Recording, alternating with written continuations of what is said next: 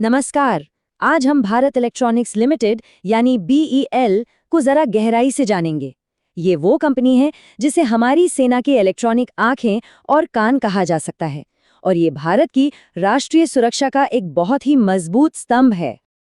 तो सोचने वाली बात यह है कि आखिर कैसे एक अकेली कंपनी पूरे भारत के डिफेंस इलेक्ट्रॉनिक्स सेक्टर पर इस तरह से छाई हुई है। आज हम इसी पहेली को सुलझाने की कोशिश करेंगे। तो चलिए बीईएल के इस किले के अंदर झांकते हैं। हम सबसे पहले इसके इलेक्ट्रॉनिक कवच को समझेंगे, फिर देखेंगे कि इसके पास ऑर्डर्स की लाइन कैसे लगी रहती है, इसकी फाइनेंशियल पावर को परखेंगे, भविष्य के हथियारों पर नजर डालेंगे और आखिर में इन्वेस्टर्स के लिए कुछ जरूरी बातें भी करेंगे। तो सबसे पहले भारत का इलेक्ट्रॉनिक कवच। इस हिस्से में हम ये समझेंगे कि बीईएल असल में करती क्या है और क्यों इसके सामने टिकना किसी के लिए भी लगभग नामुमकिन है।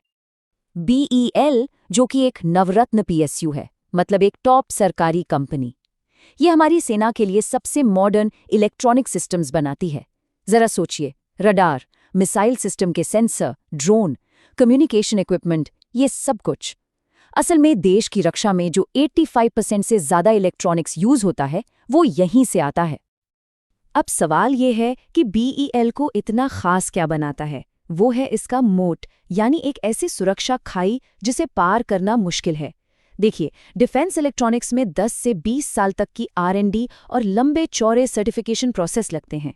बीईएल इन सब से गुजर चुका है, इसलिए किसी भी नई कंपनी के लिए इस फील्ड में घुसना लगभग नामुमकिन हो जाता है। चलिए अब आगे बढ़ते हैं और देखते हैं कि इस किले में रसद कहाँ से आती है। किसी भी डिफेंस कंपनी की जान होती है उसके ऑर्डर्स। तो आइए जरा बीईएल को हाल में मिले कुछ बड़े ऑर्डर्स पर एक नज़र डालते हैं। मिसाल के तौर पर हाल ही में कंपनी को डिफेंस नेटवर्क अपग्रेड, रडार और कम्युनिकेशन सिस्टम्स के लिए 792 करोड़ रुपए का एक बड़ा ऑर्डर मिला है। ये दिखाता है कि कॉन्ट्रैक्ट्स लगातार आ रहे हैं। और ये सिलसिला यहीं नहीं रुका। इसके ठीक बाद फायर कंट्रोल सिस्टम और थर्मल इमेजर के लिए 871 करोड़ का एक और ऑर्डर मिला। मतलब मोमेंटम काफी स्ट्रांग बना हुआ है। और अगर इन सबको मिला दे तो हाल के आंकड़ों के हिसाब से बीईएल की टोटल ऑर्डर बुक लगभग 74,453 करोड़ रुपए की है। ये आंकड़ा इतना बड़ा है कि कंपनी को आने वाले कई सालों तक रेवेन्यू की कोई चिंता करने की जरूरत नहीं है। और कंपनी का मैनेजमेंट भी काफी कॉन्फिडेंट है। कंपनी के चेयरमैन और एमडी मनोज जैन का खुद कहना है कि उन्हें उम्मीद है कि इस फाइनेंशियल ईयर के अंत तक करीब 27,000 करोड़ रुपए के नए ऑर्डर मिल सकते हैं। तो ऑर्डर्स तो हमने देख लिए, अब जरा इस किले के खजाने पर नजर डालते हैं। मतलब कंपनी की फाइनेंशियल हेल्थ कैसी है, ये समझते हैं। दूसरी तिमाही के नतीजों को ही देख लीजिए। रेवेन्यू में साल दर साल 26% का जबरदस्त उछाल आया है, जो 5,764 करोड़ तक पहुंच गया। और नेट प्रॉफिट भी 18% बढ़कर 1,286 करोड़ हो गया। ये आंकड़े खुद अपनी कहानी कह रहे हैं। अगर पूरे साल के प्रदर्शन को देखें तो FY25 में रेवेन्यू 16% बढ़कर 23,000 करोड़ हो गया है, जो कंपनी के अपने 15% के अनुमान से भी बेहतर था। ये एक लगातार अच्छी ग्रोथ को दिखाता है। इसके अलावा कुछ और जरूरी आंकड़े देखिए। ROCE और ROG जैसे नंबर्स, जो ये बताते हैं कि कंपनी अपने पैसे का कितनी अच्छी तरह इस्तेमाल कर रही है, वो बहुत मजबूत हैं। और तो और अब विदेशों में भी इसकी बिक्री लगातार बढ़ रही है। ये तो हुई आज की बात, लेकिन बीईएल का भविष्य कैसा दिख रहा है? चलिए अब उन बड़े प्रोजेक्ट्स पर फोकस करते हैं जो आने वाले समय में इसकी ग्रोथ को और तेज करने वाले हैं। सबसे पहले बात करते हैं प्रोजेक्ट कुशा की।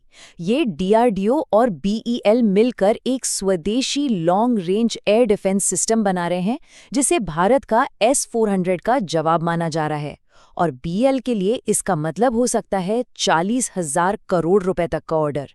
ये सच में एक गेम चेंजर साबित हो सकता है। तो ये प्रोजेक्ट आगे कैसे बढ़ेगा? फिलहाल ये डेवलपमेंट के स्टेज में है। अगले 12 से 18 महीनों में इसका प्रोटोटाइप तैयार होने की उम्मीद है, जिसके बाद इसके ट्रायल्स होंगे। और जब ये ट्रायल्स कामयाब हो जाएंगे, तब फॉर्मल ऑर्डर्स मिलेंगे। और एक और बहुत बड़ा सौदा पाइपलाइन में है, QRSAM यानी अनंत शास्त्र। ये भारतीय सेना और वायुसेना के लिए क्विक रिएक्शन मिसाइल सिस्टम का करीब 30,000 करोड़ रुपए का ऑर्डर है, जो FY26 के आखिर तक मिलने की उम्मीद है। तो इतनी सारी अच्छी बातों के बाद अब सिक्के का दूसरा पहलू भी देख लेते हैं। चलिए इस पूरे एनालिसिस को समेटते हैं और एक बैलेंस्ड नजरिया बनाते हैं जिसमें इसके जोखिम भी शामिल हों। देखिए, हर निवेश में कुछ न कुछ रिस्क तो होता ही है। BEL के लिए सबसे बड़े रिस्क हैं प्रोजेक्ट्स में होने वाली देरी, ऑर्डर फ्लो में उतार चढ़ाव और प्राइवेट सेक्टर से बढ़ता हुआ कंपटीशन। साथ ही इसका PE रेशो थोड़ा हाई है, मतलब स्टॉक अभी सस्ता नहीं है। तो कुल मिलाकर कहानी ये है, BEL की ताकत है इसकी मार्केट में जबरदस्त पकड़, बहुत बड़ी ऑर्डर बुक और शानदार फाइनेंशियल परफॉर्मेंस। वहीं इसकी कमजोरियों में सरकारी ऑर्डर्स पर बहुत ज्यादा निर्भरता, प्रोजेक्ट्स में देरी की आशंका और महंगा स्टॉक वैल्यूएशन शामिल है।